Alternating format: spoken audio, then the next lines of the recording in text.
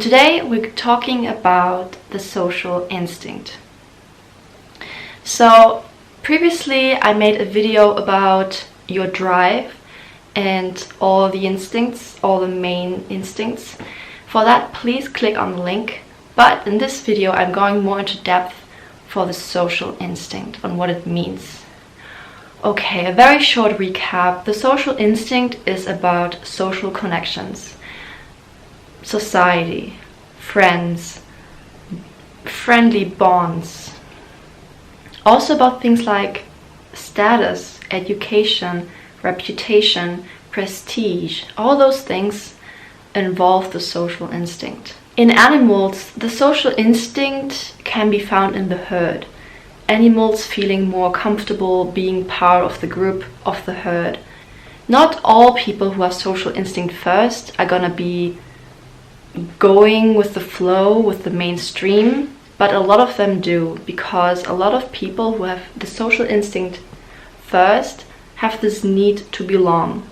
So they either belong to the mainstream or to specific niche groups or to specific friend groups. So what does it mean when your first instinct or your first main drive is the social instinct? It means that you need regular social interactions, meetups, group activities, and so forth in order to feel the most fulfilled. You need to feel like you are contributing to either your group, your society, your members, something like that, in order to really feel like you are worth it and to feel happy and fulfilled in your life. So if you're the social instinct first, the worst thing that could happen to you is losing a very close friend or a best friend. This is like a breakup for you. It's the worst. It's the worst for the social instinct. Other things that are also very bad for the social instinct are things that harm your reputation. Having a poor rap anywhere is gonna harm you a lot. Also things like being rejected by groups. It's kind of like taking the sexual instinct, the instinct that is about, relationships, romantic or sexual relationships, and taking out the sex and the romance out of it. So it's like being rejected, but you're being rejected by friends. It is like being broken up with, but it's being broken up with a friend. Segregation, being ostracized, also being bullied by friends or people is very, very depressing for the social instinct. If you are sexual instinct first or self-preservation instinct first, you're not going to get it, because it's just not your kryptonite. It's not the thing that really hits you the deepest or the hardest or the worst. Your first instinct is your kryptonite, or the loveliest potion you could drink. That's how I like to describe it. It's like the liquid of bliss. So if the first instinct goes right, you're gonna be happy. So if social connections, social status, social events go right for you as the first social instinct, you're gonna be extremely happy. So as I said, it's very important that you have some kind of social connections. People who have the social instinct first and also the sexual instinct first need other people in order to feel happy or fulfilled. And that can be stressful because other people are not you and you cannot control other people. But that's basically how it goes. You need to find a balance. Signs that you have an unhealthy social instinct: if you are very anti or asocial, if you have no friends, if you have no social connections, if you never go out and interact with people in a friendly manner, if you have social anxiety. That's a very big point. Social anxiety, in other words, is an unhealthy social instinct. And I need to tell you, you can have an unhealthy social instinct even if you don't care about it, or if it's your first or second instinct. The thing is, when you don't care about this instinct, it is not going to make you depressed. If this is the last instinct you care about, it is still going to have an impact on your overall well-being and happiness, but it is not going to be so jarring and so depressing and so heartbreaking if this instinct is lacking. The second instinct is the most flexible. If it's the second most important for you, you still need it, but there's a certain flexibility to it. With the first one, you need to have it, otherwise you basically gonna be very miserable. I had also social anxiety, and it was a very miserable moment, or rather phase in my life. In order to have a healthy social instinct, you need to learn how to interact with other people. You need to learn social skills, you need to understand people. That's what helped me.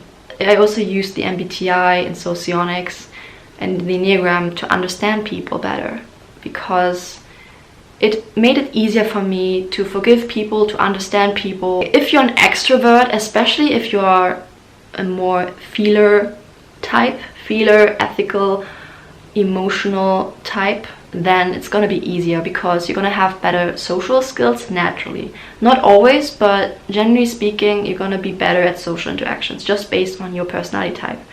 However, if you are the social instinct first and you're an introvert, especially if you're a thinker or logical type, it's going to be very hard to fulfill this instinct in a sufficient manner.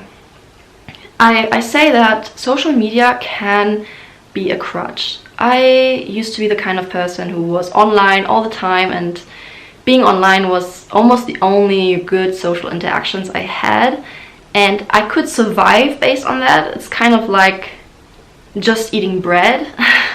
I could survive, but it was not a good experience. It was not a good life experience, not a good lifestyle, not anything that is bringing me higher, that's raising my vibration, so to speak. So you cannot just rely on social media or online stuff. You also need to have interactions in person. And I always notice when I do have interactions in person, when I can actually look someone into the eyes, and it is like mutual, it is so much better. So yeah, I would really encourage you, if you're an introvert and if you tend to be shy and a bit anxious and a bit inhibited, just act like you're not. That is the key. You have to act secure and confident, and then slowly you realize, oh, other people see me as a confident person, or they don't really seem to care that much. And then slowly you lose your fears. I remember when I went to a social meetup, the first time I was going to join a group of people, I was so anxious. I remember going to that event on the train. I was filled with anxiety, and it was like, oh my god, I want to go, I want to escape, I want to go, you know, the flight feeling. But I forced myself to endure it. I forced myself to go through it anyway. And then the people were totally chill and relaxed, and I was like, oh, why did I care so much? And over time it became easier and easier, and now I don't have any fears anymore about that.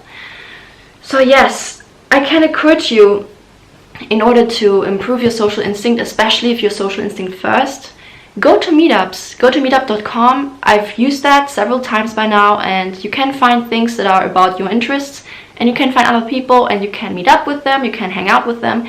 It's great, actually. It's pretty good. So I can tell you, you should do that. And if you are social instinct first, even if you're an introvert, you're gonna have to have one real life interaction that is also positive, not just work, even though work can be a compensation as well. But like a really good interaction, you need one once a week, okay? So that's also what I told myself. I have to see or engage with people once a week.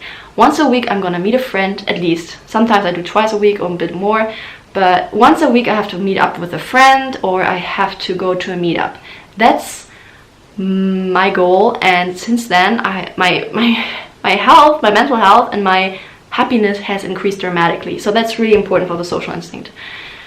And you really need to learn how to nurture your friendship bonds, to keep them going, to always have someone there who can listen to you, who is on the same boat as you. That's really important for the social instinct. There needs to be this feeling of connection, and it is a feeling of connection that is, as I said, not romantic and not sexual, it's platonic.